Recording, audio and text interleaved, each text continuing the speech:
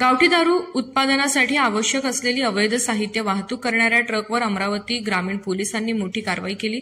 Police अधीक्षक विशाल आनंद यांच्या मार्गदर्शनाखाली स्थानिक गुन्हे शाखेच्या पथकाने ही धाडसी कारवाई केली।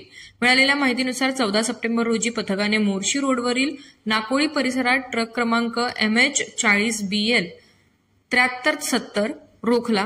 तपासांती ट्रकमध्ये अवैधरित्या वाहतूक होणारी सुमारे 800 पोते महुआ फुले आढळले।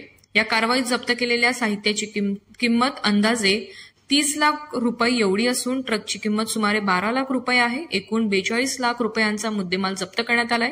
या प्रकरणात ट्रक चालक किशोर सुने याच्यावर गुन्हा दाखल करण्यात आला असून पुढील तपास सुरू आहे। ही कारवाई पोलीस निरीक्षक श्रीकिरण वाभळे यांच्या नेतृत्वाखाली स्थानिक गुन्हे शाखेच्या पथकाने केली।